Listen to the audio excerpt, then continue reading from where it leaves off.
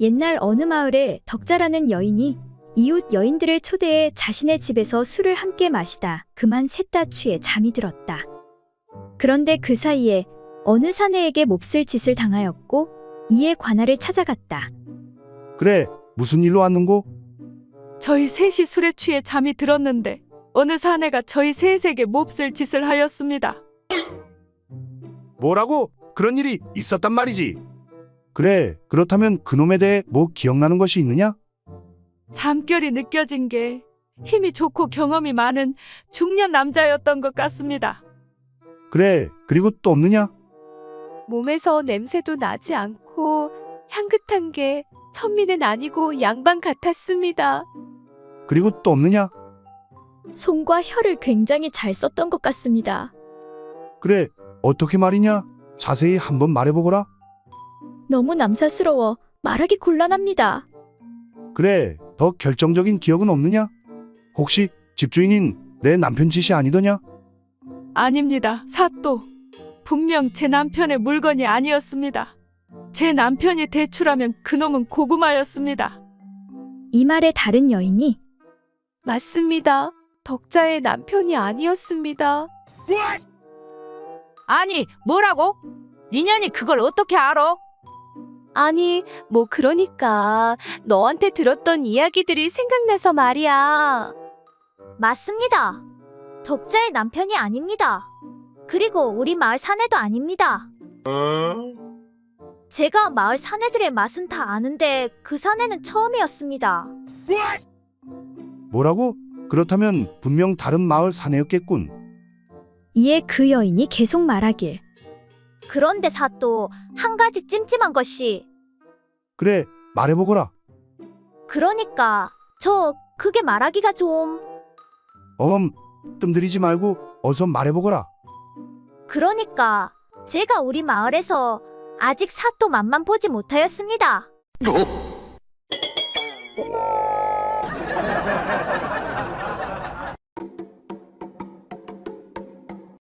옛날 어느 마을에 가난하지만 착하게 사는 덕팔이라는 혹부리 총각이 있었다. 어느 날 산에 나무하러 간 덕팔이는 날이 어두워져 집에 가려는데 비가 쏟아지는 것이었다. 덕팔이는 어느 허름한 집 한 채를 발견하고 그곳에 몸을 피했다.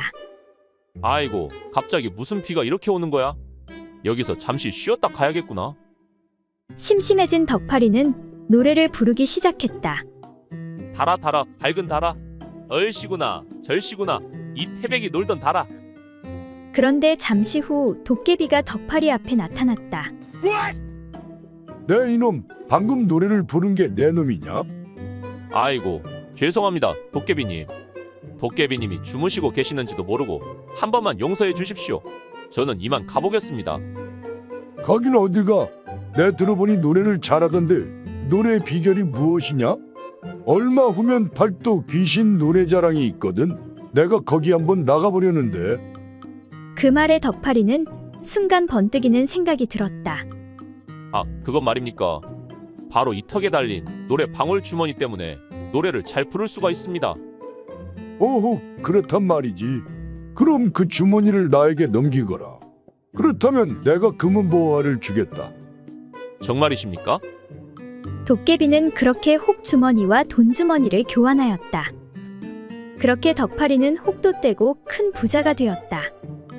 한편 이 소식을 들은 이웃 마을 욕심 많은 혹부리 총각은 그날 밤 냉큼 그 허름한 집으로 달려가 노래를 불렀다. 얼씨구 절씨구 아리랑 쓰리랑 아라리가 났네. 그러자 잠시 후 다른 귀신들이 나타났다. 네 이놈, 방금 노래를 부른 게 내 놈이냐? 네, 그렇습니다. 그래, 노래를 잘 부르는 비결이 무엇이냐? 그건 바로 이 턱에 달린 노래 방울 주머니 때문입니다. 그래, 그런데 방울 주머니가 한 개뿐이 없느냐? 네, 한 개뿐입니다. 우리 셋이 이번에 팔도귀신 노래자랑에 왕방울 자매로 나가야 하거든. 그러니 노래 방울 주머니가 2개가 더 필요하다. 금은 보화를 줄 테니 어서 2개를 더 내놓아라. 아이고 귀신님, 주머니는 한 개뿐입니다요. 정말입니다. 어림없는 소리. 비슷한 방울 주머니라도 내놔라. 분명 어디 다른 곳에 숨겨놓았을 것이다. 만약 뒤져서 나오면 죽을 줄 알아라. 아이고 귀신님, 잘못했습니다. 살려주십시오. 이에 사내를 살펴보던 귀신이 말하는데 그렇다면 그 아래쪽에 달린 볼록한 방울 2개는 무엇이냐? 그렇게 욕심 많은 사내는 방울 주머니 3개를 모두 떼주고 마을에서 제일 가는 부자가 되었다고 한다.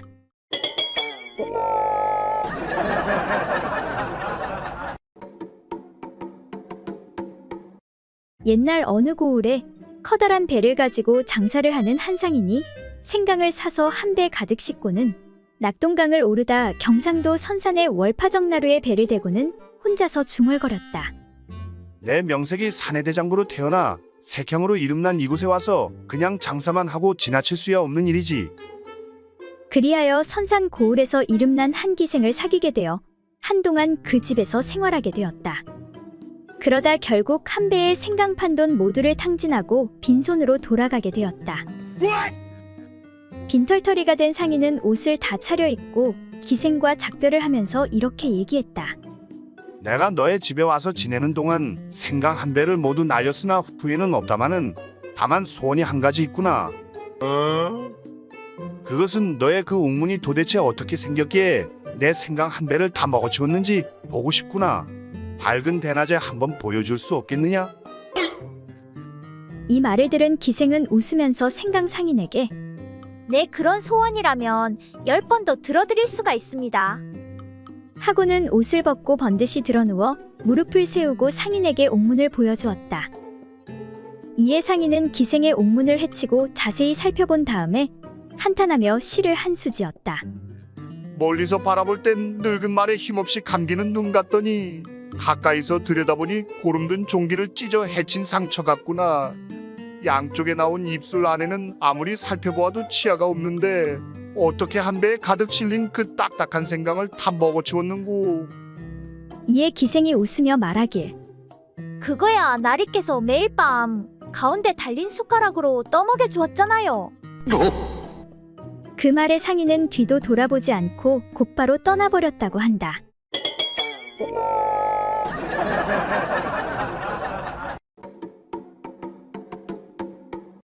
옛날 어느 고을에 일찍이 상처를 하고 호라비로 지내는 박진사가 있었다. 한 번은 박진사가 친구의 생일 잔치에 초대되어 맛 좋은 새우 요리를 한번 먹어보고는 새우 요리가 너무 먹고 싶구나. 이렇게 늘 입버릇처럼 새우 요리 타령을 하던 차에 생일을 맞이하게 되었다.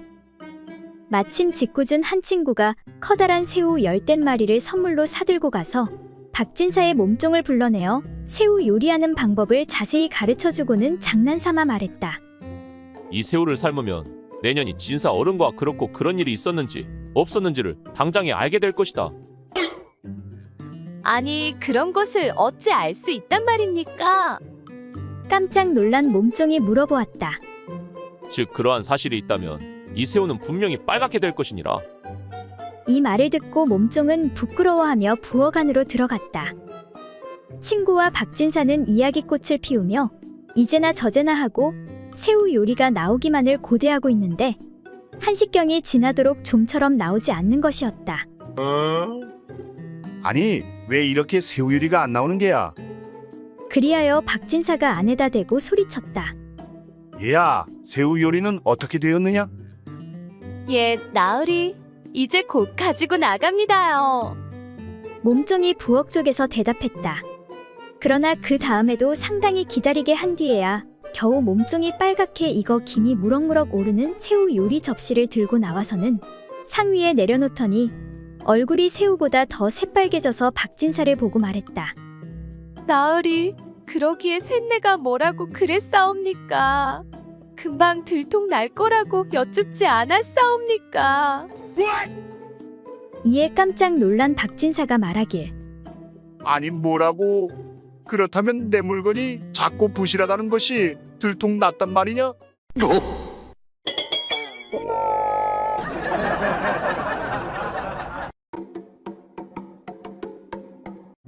옛날 어느 마을에 대감댁 안주인인 이 부인은 넉넉한 살림에 자식 셋 모두 잘 키워 걱정거리가 없어 보였다. 그런데 이상하게도 늘 막내 아들에게만 미안한 마음을 품고 있었다. 어머니, 서당에 다녀왔습니다. 이제는 더 이상 배울 것도 없어. 내년부터는 혼자 공부해도 될 것 같습니다. 그래, 장하구나. 그래도 네가 머리는 아버지를 닮아서 정말 다행이구나. 근데 내가 늘 너에게 미안하구나. 어머니, 왜 자꾸 미안하다 하십니까? 낳아주고 길러준 것만으로도 감사하지요. 인물도 좋고 속도 깊은 막내 아들에게 이 부인은 미안한 이유를 말해주기로 마음먹었다. 이제 너도 15살이 되었으니 좀 있으면 장가가야 하지 않겠니? 그 생각만 하면 너에게 늘 미안하구나. 어머니, 무슨 말씀이신지요?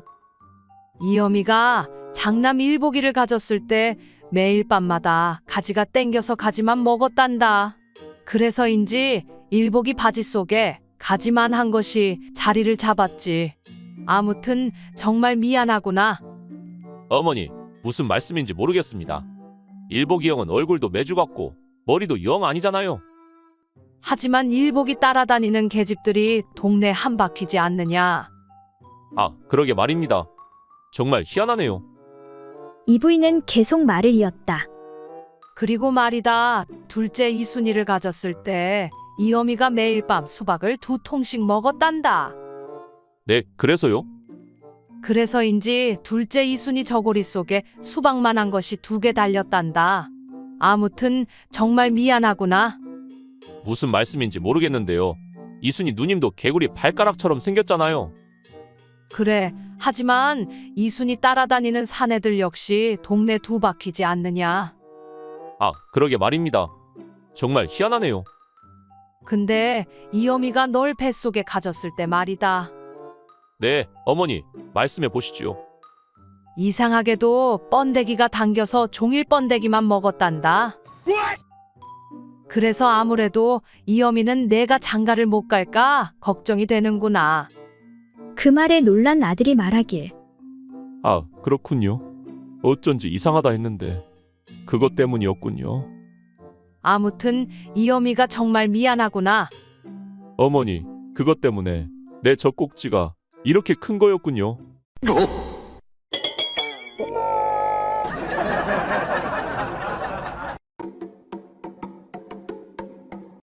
옛날 어느 마을에 어떤 부부가 있었는데 그 남편이 몹시 색을 밝혔다.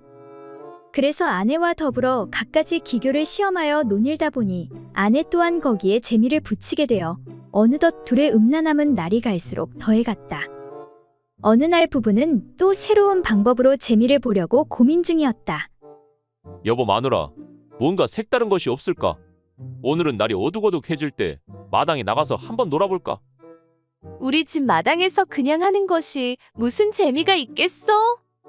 이에 남편이 잠시 고민하다가 옳지. 저기 마당에 있는 괴목나무에 당신을 꼼짝 못하게 묶어놓고 재미를 보는 것은 어떠하오? 그거 재미있겠네요. 그러면 단단히 잘 묶어놓고 하시오. 그렇게 남편은 아내를 나무에 꽁꽁 묶은 다음 재미를 보기 시작하였고 그 극치를 향해 달려가고 있었다. 그런데 그때 어디선가 불씨 하나가 날아와 지붕에 떨어지더니 집에 불이 나기 시작했다. 아이고, 큰일 났다. 불이야, 불불. 당황한 남편은 아내를 괴목나무에 묶어둔 채 불을 끌어 뛰어갔다. 그때 마침 지나가던 이웃과 어떤 스님에게 남편이 불 끄기를 도와달라 부탁했다. 영감님, 스님, 불 좀 끄게 도와주세요. 어서요, 어서. 그런데 스님은 들고 있던 부채를 둘 때가 마땅치 않아 당황하던 차에 마침 괴목나무에 이상한 구멍이 있는 것을 보고 거기다 부채를 꽂아 두었다. 때마침 바람이 불면서 부채가 움직이며 부채의 손잡이 마디가 구멍을 자극하기 시작했다. 그때 나무에 묶여있던 아내는 사람들의 아우성 속에 흥에 못 이겨 소리내어 외쳤다. 아, 바람아 불어라. 쉬지 말고 불어라. 초가상간 모두 타든 말든 제발 그치지 말고 더욱 세게 불어라. 겨우 불을 끈 남편이 그제서야 아내가 생각나 급히 괴목나무에 가보니 아내는 즐거운 표정으로 웃고 있었다.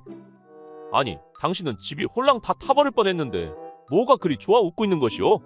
바람이 불어 겨우 불을 껐잖소. 남편의 말에 아내가 답하길. 아, 글쎄, 그러니까 구멍에 바람이 불었잖소. 구멍에 바람이. 그 후 마을 여인네들 사이에 이상한 소문이 돌게 되었고 부부는 부채를 팔아 부자가 되었다고 한다.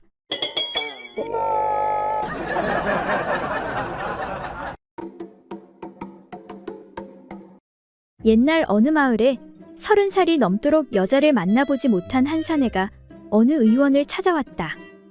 어서 오시오. 어떻게 오셨어? 안녕하시오. 내 소문을 듣고 멀리서 왔는데 의원님 안 계시오? 조금 전에 왕진 갔는데 무슨 일로 그러시오? 나한테 말해보시구려. 그러니까 부끄럽지만 내 나이 30이 넘도록 여인을 만나본 적이 없는데 내 듣기로는 여기 의원에 그 피우기만 하면 향기로 여인을 바로 꼬실 수가 있다는 그 신비한 향초가 여기에 판다는 게 맞소? 맞소. 잘 찾아오셨소이다. 그렇지 않아도 마침 딱 한 개 남았다오. 정말 다행이구려. 한 개에 얼마나 하오? 30냥이요. 아니 무슨 향초 하나가 그리 비싸단 말이오? 이건 중국 왕족들이나 쓰는 귀한 향초란 말이요. 내 멀리서 왔는데 좀 깎아주시오. 좋소. 20냥에 드리리다. 정말 고맙구려. 그렇게 사내는 값을 지불하고 나가려다 머리가 번뜩하는데 요즘 사기꾼이 너무 많아서 그런데 내 한번 시험해봐야겠소. 사내는 그 자리에서 향초를 피우는데 방 안에 향내가 가득해지자 여인이 말하길. 어머머, 자기 너무 멋있어. 나랑 지금 한 번 하는 게 어떻소? 어라, 이거 진짜 효과가 있네. 사기가 아니야. 그런데 여기서 괜찮겠소? 뭐 어떻소? 빨리 나 후끈후끈 도저히 못 참겠어. 그렇게 거기서 바로 거사가 이루어지게 되었다. 정말 고맙소이다. 복 받을 것이오. 감사하오. 그때 여인의 서방인 의원이 들어오는데 아니 이게 뭐요? 당신은 왜 벗고 있고 저 도망가는 사내는 뭐야? 둘이 뭔 짓거리를 하고 있었던 것이오? 이에 여인은 사실대로 다 이야기를 하는데 야 이 여편네야 그걸 자랑이라고 말해? 오늘 너 죽고 나 죽자? 아니, 여보 그럴 수밖에 없었어. 뭘 잘했다고 말대꾸야? 아니, 생각해 보시오.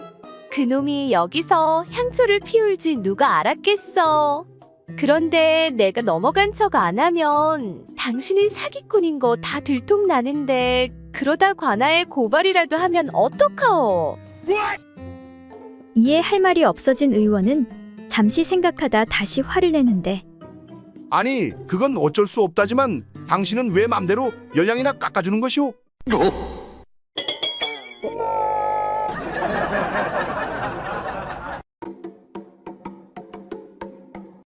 옛날 어느 마을에 사는 과부 춘자가 밭에서 일을 하다 그만 어느 남정네에게 몹쓸 짓을 당하고 말았다. 이에 포졸 만덕이가 그녀를 찾아왔는데 내 대강은 들었는데 그러니까 언제 어떤 놈한테 어떻게 당했다는 것이오?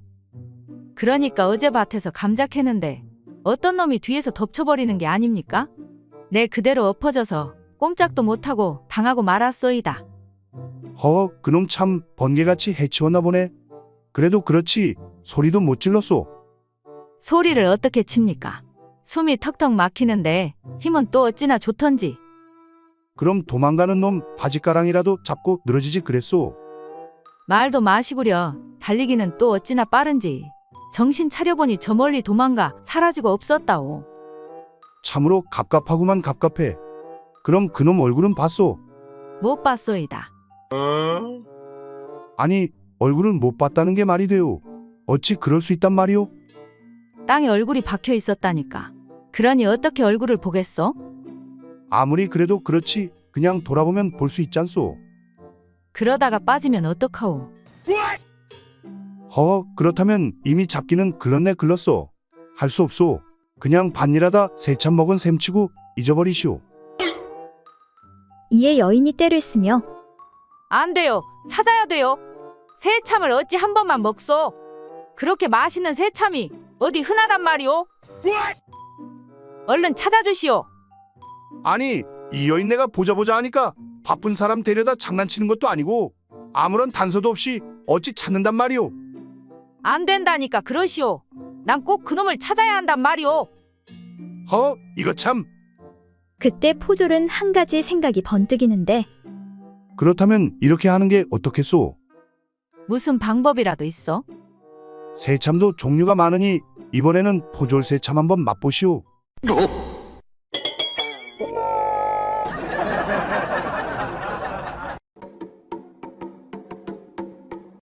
옛날에 한 어리석은 신랑이 음양의 이치를 깨우치지 못하여 장인이 그것을 민망히 여기니 장인의 생질이 일러 말하기를 제가 신랑에게 음양의 이치를 가르쳐 주어도 좋겠습니까?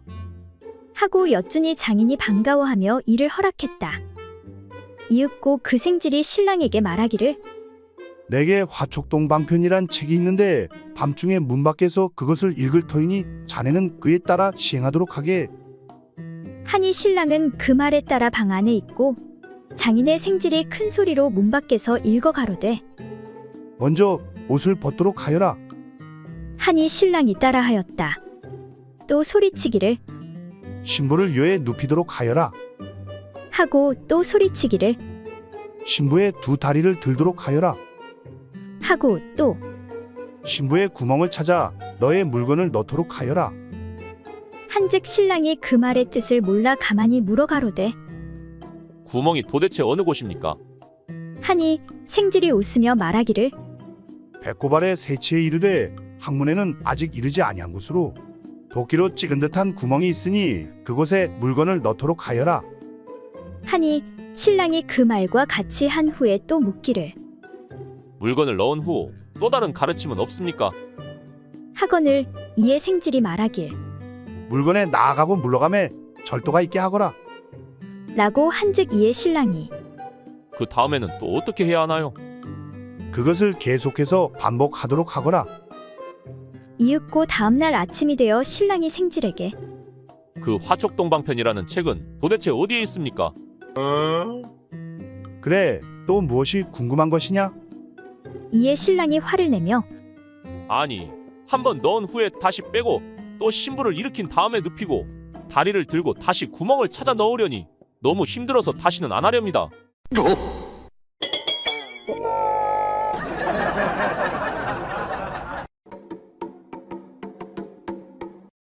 옛날에 한 처녀가 신랑감을 지나치게 가리다가 그만 홍기를 놓쳐 노처녀가 되었다. 그래서 지금부터는 중매가 들어오면 가리지 않고 시집을 가겠다고 마음먹었다. 하루는 중매쟁이 노파가 찾아왔는데 처녀가 신랑감을 워낙 가린다는 소문을 들었기에 아예 네 사람의 신랑감의 목록을 가지고 온 것이었다. 이보시오 낭자, 한번 들어보구려. 한 총각은 공부를 많이 해 문장가로 알려진 선비라오. 그리고 다음은 말타기와 활쏘기를 잘하여 소문이 난 씩씩한 무인이라오. 중매쟁이 노파가 여기까지 설명을 하며 살피니 노처녀의 눈치가 별로 좋아하는 것 같지 않았다. 그리고 다음은 물이 항상 고여있는 저수지 아래에 비옥한 농토를 많이 가진 부잣집 아들인데 아무리 날이 가물어도 이 집 논에서는 수확을 많이 올리지. 그 다음은 그러니까 뭐랄까? 낭자가 어떻게 생각할지는 모르겠는데 마지막 총각은 정력이 매우 강한 청년이라네. 뻗어 나온 물건에 돌을 가득 담은 큰 주머니 끈을 걸고 허리를 움직여 빙빙 돌리면 그 돌 주머니가 머리 위까지 넘어서 휙휙 돌아가는 그런 청년이라오. 낭자 어떻소? 이 넷 중에서 한번 배필감을 골라보구려. 설명을 들은 노처녀는 한참을 생각하더니 다음과 같이 대답하였다. 공부를 많이 해. 문장을 잘 짓는 선비는 뜻이 넓어서 안에 고생만 시킬 테고 활을 잘 쏘는 무인은 전쟁에 나가 죽을 수도 있지요. 저수지 아래 좋은 논을 가졌다 해도 물 마르는 흉년에는 어쩔 돌이 없을 테고 저는 돌을 담은 주머니를 걸어 머리 위까지 돌린다는 그 억센 청년이 맘에 꼭 든답니다. 그래, 알았네, 알았어.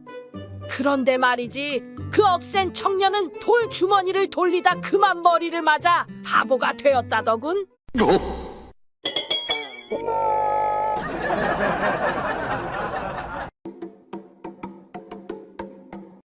옛날 어느 마을에 사는 과부봉자가 하루는 산나물을 캐러 산을 찾았다. 역시 산이 최고야. 공기도 좋고 경치도 좋고 이렇게 먹을 것도 사람에게 주니. 그렇게 주변을 둘러보던 중 웬 사내가 접근하는데 보아하니 시골 한악 같은데 장난이나 좀 쳐야겠군. 이보시오. 난 이 산을 관리하는 금송군이라오. 그런데 왜 그러시죠? 요즘 귀한 송이버섯을 사람들이 닥치는 대로 캐어가서 단속하라는 어명이 있어 이렇게 단속 중이라오. 보아하니 당신도 송이버섯을 캐러 온 것 같은데 벌금으로 세냥을 내셔야 되겠소이다. 이에 깜짝 놀란 봉자가 이보시오. 내가 언제 송이버섯을 캤다고 그러는 것이오? 나는 그냥 산나물이나 조금 캐러 왔을 뿐이오. 허허, 척 보면 다 아는데 누굴 속이려고 그러시오. 그렇게 거짓말하면 벌금뿐 아니라 관아의 각 곤장도 맞아야 되겠소. 아니, 그런 어거지가 어딨소. 나는 송이를 캐지 않았소. 하지도 않았는데 호미를 가지고 있다고 증거도 없이 죄를 묻는단 말이오. 허허, 호미를 가지고 있는 게 증거가 아니면 무엇이오? 이에 봉자는 어이가 없어 그렇다면 나는 당신을 관아에 신고하겠소. 아니, 뭐라고? 그게 무슨 소리오?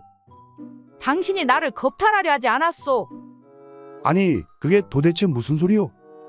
그렇지 않소. 당신도 날 겁탈할 수 있는 물건을 몸에 지니고 있으면서 나한테 다가왔으니 말이오. 이에 당황한 금송군이 허, 이 여인네 보통이 아니군. 좋소. 그러면 이렇게 합시다. 서로 비긴 것으로 하고 당신은 송이든 산나물이든 맘대로 캐가시오. 대신 나도 재미 좀 보게 해주시오. 그럼 다 없던 일로 해드리리다. 이렇게 과부봉자는 사내와 즐거운 시간을 가지는데 그럼 난 아무것도 못 본 것이니 이제 가보겠소. 그 말에 봉자가 사내에게 잠깐, 여기 세냥 드릴 테니 가지고 가시오. 아니, 그게 무슨 소리오? 내 겪어보니 그 달고 있는 물건이 너무 시원찮아. 신고할 수가 없겠소. 그렇게 금송군은 계획대로 세냥을 벌었다고 한다.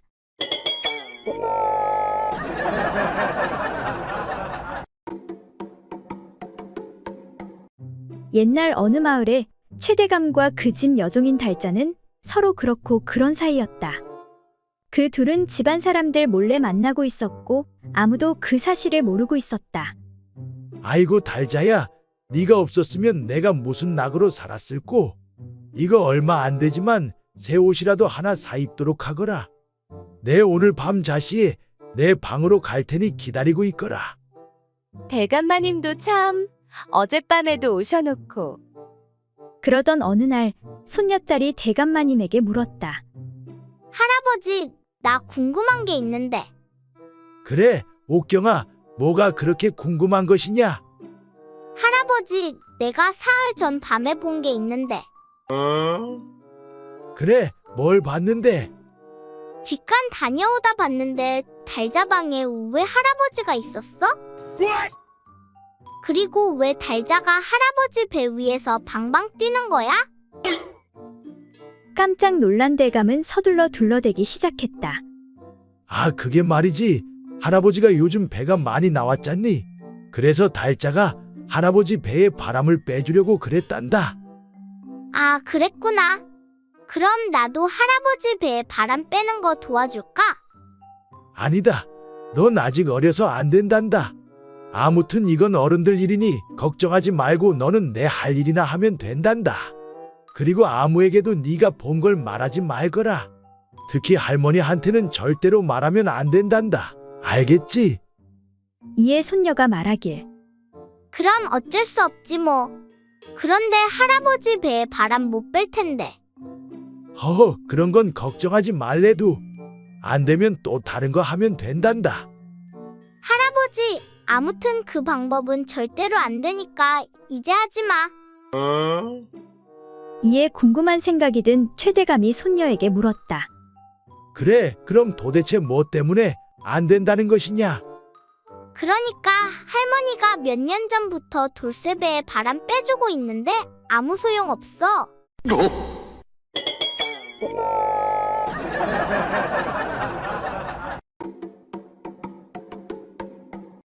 옛날 어느 마을에 최 부인은 대감과 함께 행복하게 살고 있었다.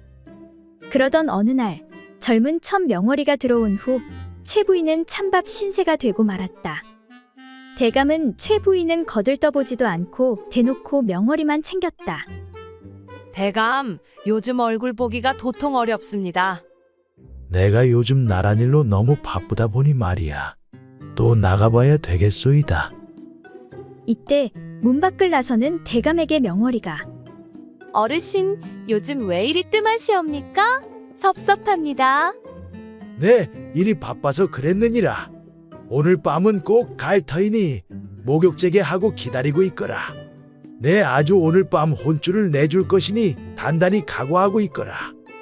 아이고 무서워라. 몰라. 이를 본 최 부인은 이를 갈며 복수하기로 결심하였다. 그리고 그날 저녁 몰래 밥에 약을 타 명월이를 잠에 빠지게 하는데 내 마음 같아서는 너희 두 년놈 다 없애고 싶지만 더욱 괘씸한 영감만 이번 기회에 골로 보내고 내 이 집과 재산을 모두 차지하고 너는 영원히 감옥에서 썩게 해주마. 그리고는 혀끝에 살짝만 닿아도 황천길로 가는 약을 꺼내드는데 내 너를 이용해 영감을 보내야겠구나. 나를 원망하지는 마라. 다 너의 업보니라. 최 부인은 그렇게 잠들어 있는 명월이의 가슴에 약을 발랐다. 그리고 다음 날 주인마님, 큰일 났습니다. 그래 칠보가 왜 이리 야단이냐? 호들갑 떨지 말고 어서 장례치를 준비나 하거라. 예? 아니, 마님이 그것을 어떻게? 알 것 없다. 아무튼 관도 최상급으로 맞춰 준비하고. 아니, 왜 그렇게까지 하십니까? 이놈아, 당연히 그래야지. 그래도 집안 최고 어르신이 돌아가셨는데. 무슨 말씀이신지요? 돌쇠가 작은 마님 문 앞에서 의식을 잃고 쓰러져 있던데요. 아니, 뭐라고? 대감님은? 대감마님은 새벽 일찍 궁에 급한 일로 들어가셨습니다. 아니, 그럼 돌쇠가 왜? 그러게 말입니다요. 왜 돌쇠가 작은 마님 문 앞에 쓰러져 있었을까요? 이에 최 부인은 탄식하며 아이고, 돌쇠야. 네가 왜 거기서 나와? 나는 너 없이는 못 산다. 어쨌든 그렇게 최 부인은 명월이의 바람을 잡아내고 대감의 사랑을 다시 되찾았다고 한다.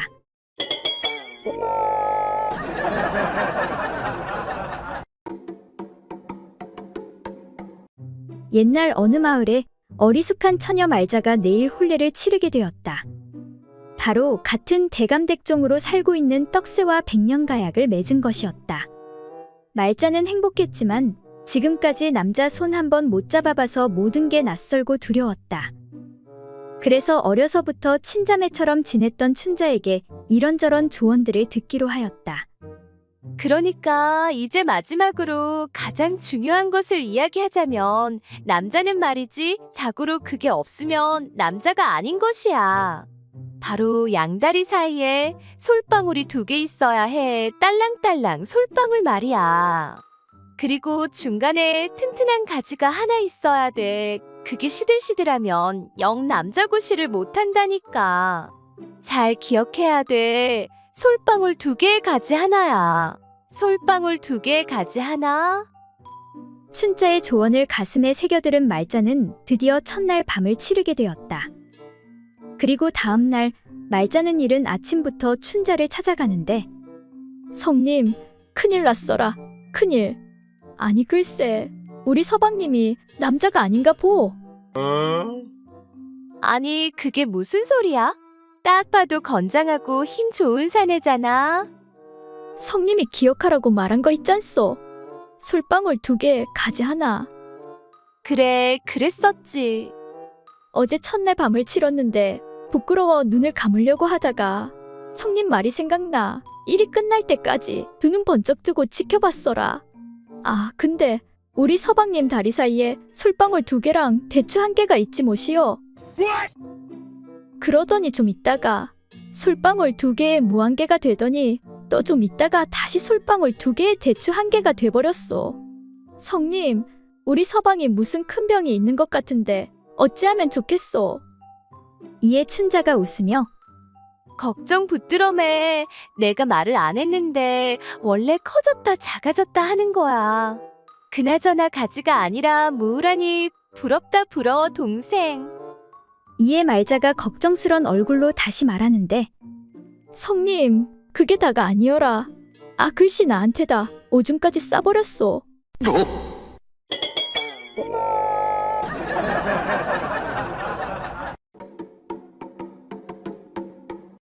옛날 어떤 과부가 있었는데 몹시 음기가 강하여 큰 물건을 가진 남자를 찾고 있었다.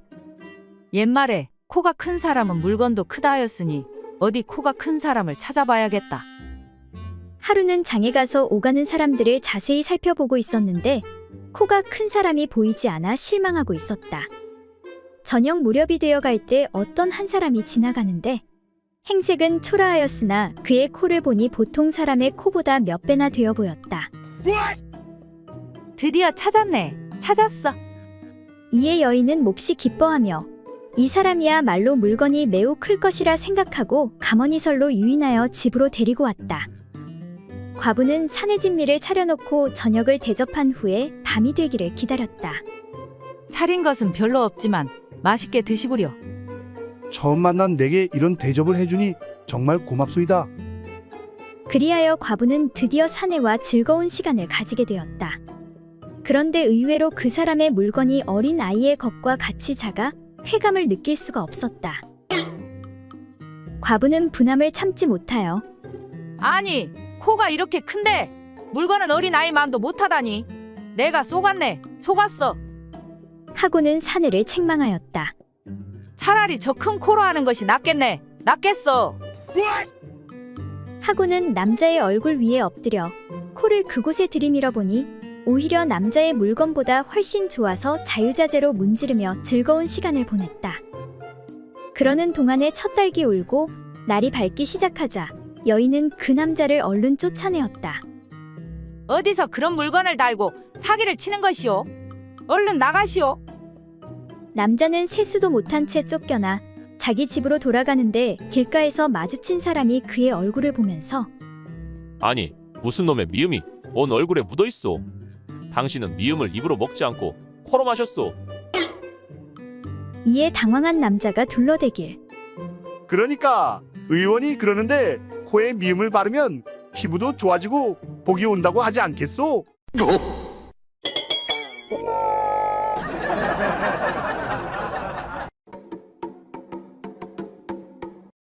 옛날 아주 더운 어느 여름날 옷을 벗고 낮잠을 자고 있는 아버지의 그것을 딸아이가 보고 말았다.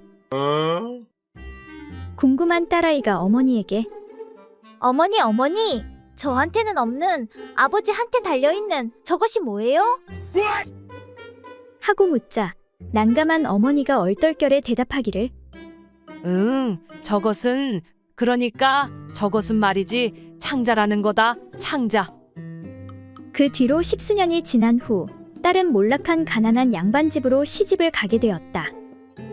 그리고 시집간 지 1년이 지난 어느 날 딸이 수척해진 얼굴로 친정에 찾아왔다. 어머니는 반갑기도 하고 걱정도 되어 딸에게 물었다. 그래, 시가떼기 가난한 살림이라 여러 가지 어려운 게 많지? 하며 걱정하며 물었다. 그러자 딸이 대답하길 어머니, 걱정하지 마세요. 이번에 서방님이 과거에 급제하여 이제 집안이 먹고 살만해졌어요. 그래, 그거 정말 다행이구나. 군뱅이도 구르는 재주가 있다더니. 그런데 얘야, 근데 너의 표정은 왜 그리 어두운 것이냐? 하고 어머니가 물으니 딸이 한숨을 쉬며 대답하길 집구석이 먹고 살만해지면 뭐 하겠어요? 서방님의 창자가 하도 시원찮아서 행복하지가 않아요.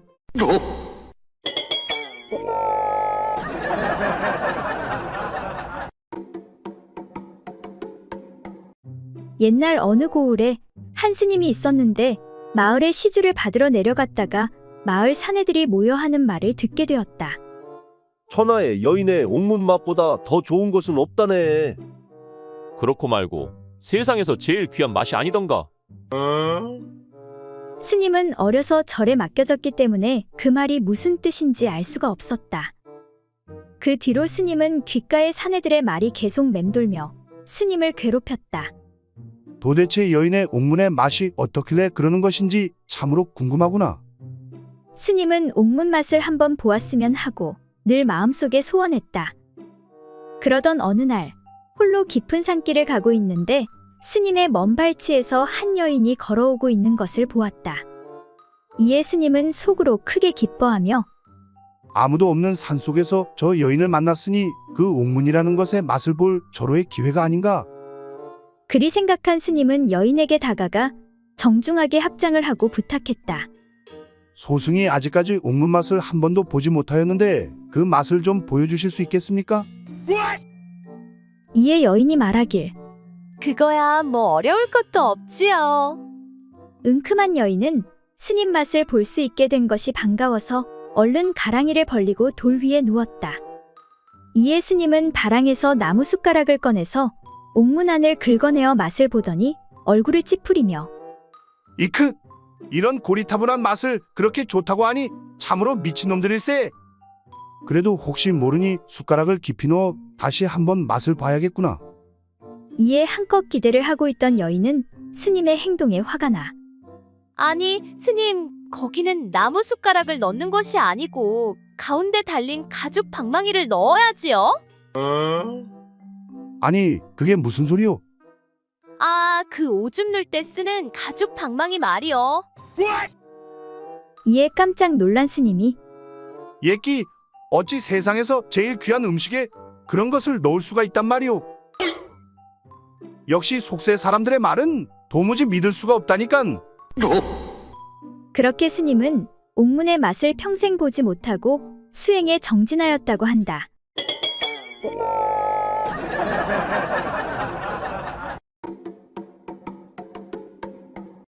옛날 어느 마을에 부잣집 딸 옥순이와 그 집 머슴인 칠복이는 서로 좋아하는 사이였다. 둘은 서로를 마음에 품고 있었지만 결국 신분 차이를 극복하지 못하였고 그러던 어느 날 옥순이가 혼례를 앞두게 되었다. 아씨, 시집 안 가면 안 되나요? 그게 어디 내 뜻대로 되겠니? 너도 우리 아버지 성격 잘 알잖니? 나도 너무 힘들구나. 아씨를 참말로 사랑했습니다요. 다음 생에는 꼭 부부가 되어 다시 만나자고요. 칠보가, 우리 그냥 멀리 도망갈까? 안 돼요. 그러다 잡히면 아씨는 혼나고 끝나지만 저는 멍석말이 당해 병신될 게 뻔하구만요.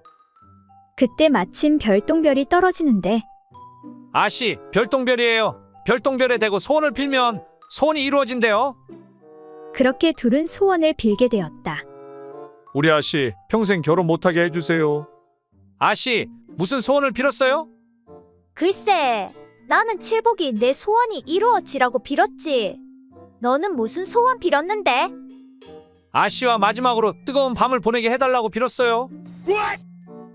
그렇게 둘은 처음이자 마지막으로 뜨거운 거사를 치르게 되었다. 그리고 세월이 흘러 50년이 지난 어느 날 야, 칠보가 너 일로 와봐. 예, 아씨 부르셨습니까? 내가 뒷간 청소 깨끗이 하라고 했어. 안 했어. 지나갈 때마다 냄새 나잖아. 아씨 정말 죄송합니다. 네 놈이 개떡 같은 소원 빌어서 내가 지금까지 시집도 못 갔잖아. 넌 무덤에 누울 때까지 고생해야 해. 알았어? 이런 제기랄 그냥 솔직하게 한번 주고 시집가라고 빌걸 아주 인생 꼬였구먼. 그런데 아씨 이제 그만 사실대로 말해주시지요. 도대체 그날 밤 무슨 소원을 빌었길래 50년 동안 내 몸이 말을 안 듣는 것입니까? 그 말에 아씨가 말하길 그거야 네가 다른 여자 못 만나게 다시는 아랫도리를 세우지 못하도록 빌었지.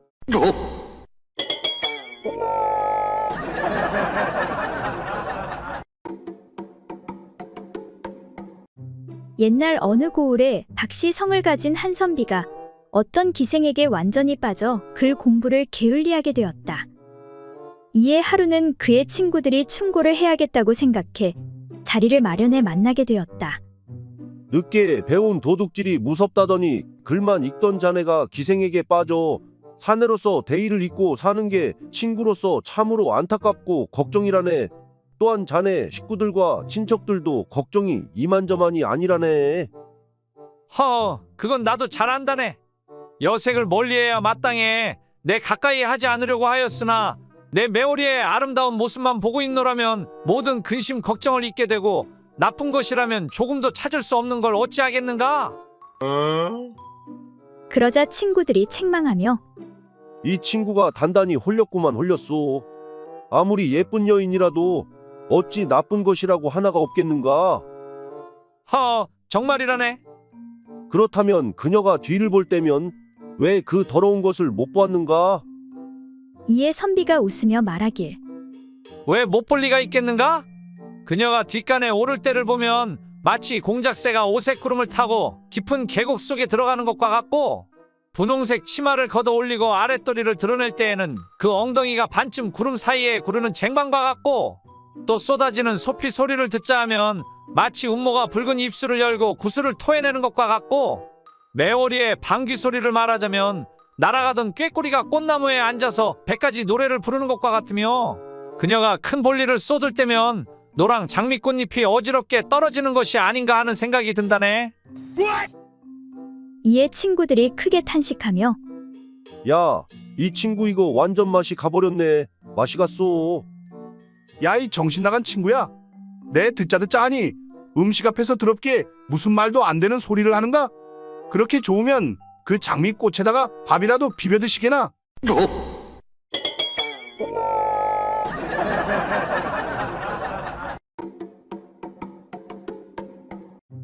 옛날 어느 고을에 어떤 대감집 하인들인 바보 노총각 칠복이와 어리석은 달자가 결혼을 하게 되었다. 두 사람은 혼례를 마치고 드디어 첫날 밤이 되었다. 달자야, 내 오늘을 손꼽아 기다렸다. 왜 손꼽아 기다렸는데? 다 알면서 뭘 묻고 그래? 사내들은 다 이날만 기다린다니까. 나는 도통 모르겠는데. 오늘부터 우리는 부부니까 이제 매일 너와 뜨거운 밤을 보내야 되겠구나. 그래, 좋아. 나도 들어서 다 알아. 앞으로 우리 행복하게 살자. 그렇게 둘은 친구들이 가르쳐준 대로 첫날 밤을 치르게 되었다. 서방아, 너 진짜 대단하구나. 뭘 그냥 친구들이 가르쳐준 대로 한 거야. 그 말을 하다 칠복이는 동네 친구들이 농담으로 한 말이 생각났다. 그런데 말이야, 너 진짜 처녀가 맞아? 뭐라고? 왜 그런 걸 묻고 그래? 당연하지. 아, 미안해. 잘은 모르겠지만 돌쇠가 했던 말이랑 너무 다른 것 같아서. 진짜 맞다니까. 왜 그래? 증인도 있다니까. 그래? 누가 그러던데? 3일 전에 대감마님이 방에 데려가더니 옷을 벗으라고 했어. 그래서 대감마님 방에서 옷 벗고 뭐 했는데? 방금 우리가 한 거 그런 거 했어. 하고 나더니 대감마님이 너 진짜 수처녀구나 그랬어. 이에 칠복이는 눈을 껌뻑껌뻑하면서 잠시 생각하더니 그래? 그럼 수처녀가 맞네. 대감마님이 맞다면 맞는 거야. 대감마님은 모르는 게 없잖아.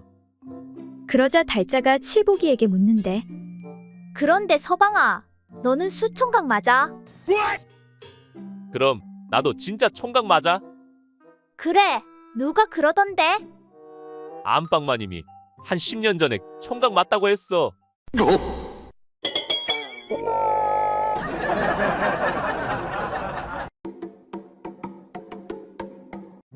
옛날 어느 마을에 어떤 부부가 살고 있었다. 그런데 부인인 길자는 요즘 남편 때문에 스트레스가 이만저만이 아니었다. 바로 남편의 잠버릇 때문이었다. 그날 밤도 무심결에 남편이 다리 하나를 부인의 배 위에 올려놓는데 아이고, 진짜 무거워 죽겠구만. 이 김장똥만한 장단지를 어찌 해야 될까? 제발 이것 좀 치워요. 도대체 잠버릇이 왜 그래요? 왜 자꾸 그 무거운 족발을 나한테 올리는 거예요? 거참 미안하오. 내 씨름하는 꿈을 꾸다 다리를 건다는 게 그만. 아주 숨이 턱턱 막혀 못 살겠어. 멀리 좀 떨어져서 자요. 알겠소. 정말 미안하오. 그리고 잠시 후 또 다리가 올라오는데 아 진짜 이놈의 족발을 대패로 다 밀어버릴까 어쩔까. 다리 좀 치워 이 양반아. 잠을 잘 수가 없네. 대체 왜 이러시오? 미안하네. 그런데 거참 너무한 것 아니오. 잠결에 그럴 수도 있지. 맨날 피곤하다고 집에 오면 밥만 먹고 바로 찍 뻗어버리고 나 외롭다고 해도 달래주지도 않고 밖에 한번 나가봐요. 강아지들도 짝짓기 하고 있어. 그러니 내가 뭐 이쁘다고 당신 잠버릇까지 받아줘야 하오. 정말 미안하네. 요즘 일이 너무 많아 피곤해 그렇소이다. 그때 갑자기 남편은 이상한 생각이 드는데 근데 말이야, 거참 이상하네. 이상하긴 뭐가 이상하다는 것이요? 이상하잖아. 장단지보다 훨씬 무거운 내 몸 전체가 자네 위로 올라갈 때는 무겁다는 소리를 전혀 안 하면서 겨우 다리 하나 올렸다고 그렇게 무겁다고 떽떽거리니 말이야. 그러자 부인이 말하길 그거야 이상할 것도 없지요. 온전히 올라올 때는 안 무겁지. 가운데 지렛대가 단단히 받치고 있으니까. 이에 남편이 고개를 끄덕이며 아하, 그렇구나. 어쩐지 키 작은 뒷집 과부도 무겁다는 소린 안 하더라니깐.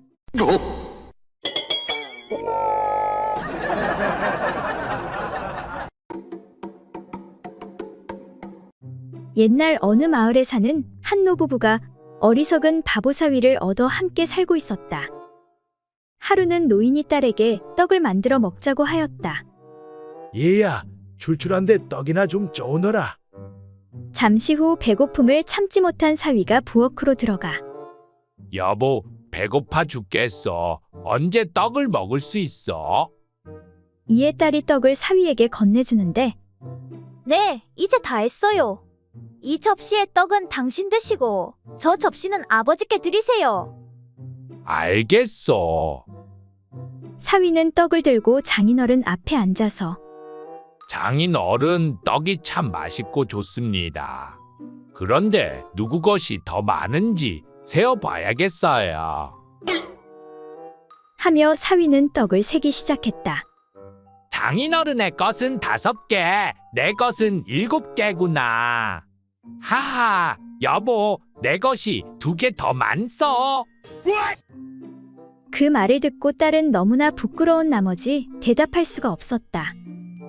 밤이 되자 딸은 조용히 남편을 꾸짖었다. 서방님, 내가 당신을 사랑하는 마음으로 아버님보다 떡 몇 개를 더 드렸는데 어찌 숫자를 헤아려 나를 민망하게 하세요? 앞으로는 그런 일 없도록 잘 생각하여 처신해 주세요. 아, 미안하오. 내가 생각이 짧았소. 앞으로는 잘 처신하겠소. 다음날 사위가 장인에게 말하는데 장인어른, 어제 그 떡 말입니다. 장인어른하고 제 것이 바뀐 것 같습니다. 제 떡이 5개고 장인어른 떡이 7개였습니다. 장인어른께서 그렇게 떡을 좋아하시는 줄은 몰랐습니다. 그럴 수도 있지. 괜찮네. 앞으로는 어떤 일이 있어도 떡 하나만큼은 장인어른께 양보하도록 하겠습니다. 아니네. 맛있는 건 다 같이 나눠 먹어야지. 이에 사위가 웃으며 말하길 장인어른, 걱정 마십시오. 장모님께 말씀드렸더니 오늘 밤부터 더 좋은 떡 먹게 해준다고 하셨습니다.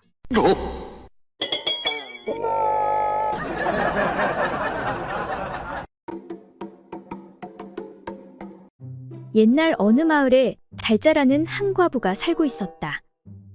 그러던 어느 비 오는 날 달자는 산나물을 캐다 그만 번개를 맞았는데 그 후 달자에게는 신통한 능력이 생기게 되었다. 어느 날 달자가 개울가에서 빨래를 하고 있는데 한 여인이 다가왔다. 이복의 달자, 오랜만이네. 네, 성님도 오랜만입니다. 잘 지내셨는지요? 잘 지냈고 말고 그나저나 부탁이 있어 왔네. 네, 말씀하세요. 우리 늦둥이가 너무 빨리 자라. 옷이 작아 못 입겠으니 이거 좀 빨아주겠나? 그럼요, 성님. 잠시만 기다리세요. 그렇게 달자는 빨래를 하는데 잠시 후 옷이 늘어나더니 커지는 게 아닌가?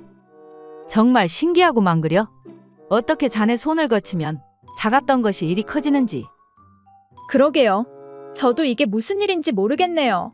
번개를 맞은 뒤로 그러는데 원인을 모르겠어요. 그래, 아무튼 고마워. 이따가 우리 집으로 와. 감자랑 고구마 좀 줄 테니까. 네, 성님. 알겠어요. 그리고 며칠 후 늦은 밤, 마을 여인네들이 달자의 집으로 몰려오는데 이복의 달자 다 알고 왔으니 빨리 나오시게. 어서. 아니, 그게 정말 사실이야? 사실이라니까. 아무리 그래도 그게 말이 돼. 자네는 소문도 못 들었는가? 이 여편네가 아니면 이럴 수가 없지. 정말 신기하네 그려. 그러니까 자네 서방 물건이 원래 대추였는데 고구마가 됐다 이거지. 빨래를 빨면 커진다는 건 듣긴 했는데 다른 물건도 된단 말이지. 그때 옆에 있던 다른 여인이 소리쳤다. 이복의 달자, 내 섭섭지 않게 보답할 테니 우리 영감도 제발 한번 만나주시게.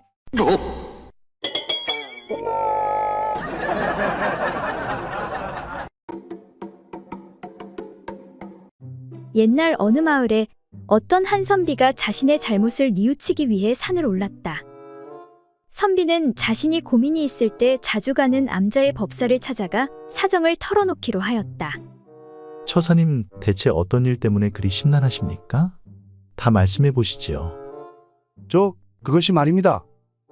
허허, 괜찮으니까 편하게 한번 말씀해 보시지요. 제가 한 달 전에 점심을 먹고 잠깐 산책을 하고 있었는데 갑자기 비가 엄청 쏟아지는 게 아니겠습니까? 그래서 비를 피하기 위해 정자 안으로 잠깐 뛰어 들어갔는데 거기에 제가 평소 이쁘게 보던 사머리가 있지 뭡니까? 비에 젖은 그 옷 사이로 비치는 뽀얀 살결을 보니 저도 모르게 욕구가 치솟아 그만 못할 짓을 하고 말았습니다. 다행히 사머리도 평소 저를 좋아하고 있어서 그 후 아무 문제 없이 잘 지내고 있습니다. 허허, 뭐 젊은 남녀가 눈이 맞으면 그럴 수도 있지요. 가서 100배 올리면서 마음을 비워내도록 하십시오.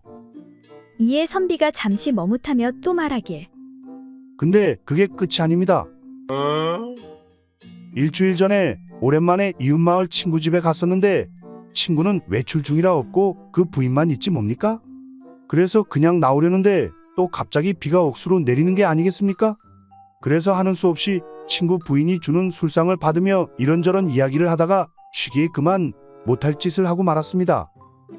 허허, 처사님 이번엔 좀 큰 실수를 하셨군요. 그래도 반성하고 참회하시면 될 것입니다. 이번 것은 1000배 올리면서 마음을 비워내시도록 하십시오. 이에 선비가 또 말하길. 근데 또 그게 끝이 아닙니다. 엊그제 제가 좀 출출해서 고기 좀 사려고 이서방집을 찾아갔는데 고기를 고르고 집에 가려는데 또 비가 억수로 내리는 거 아니겠습니까? 그래서 비가 그칠 때까지 이서방과 술 한잔하면서 이런저런 이야기를 하다가 취기에 그만 이서방과 못할 짓을 하고 말았습니다. 아니 뭐라고요? 이런 세상에나. 법사님, 제가 이제 어떻게 하면 좋을까요? 이에 법사가 잠시 고민하더니 허허, 뭘 어떻게 하겠습니까? 지금 마침 비가 오려고 하니 어서 제 방으로 드시지요.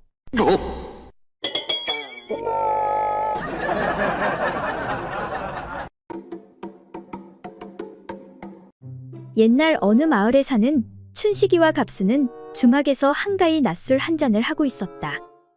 이런저런 이야기를 하다가 춘식이가 최근에 들은 소문에 대해 이야기하였다. 자네 그거 소문 들었는가? 그 최대감 영감님 말이야.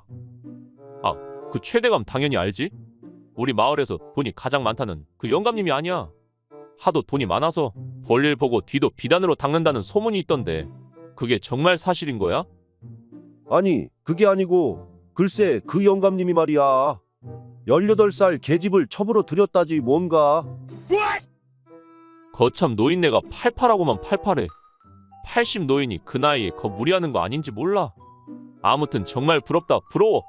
뭐 그렇긴 해도 그 대감님이 어려운 사람들에게 쌀도 나눠주고 좋은 일도 많이 하니까 마냥 욕하기도 좀 거시기 하네.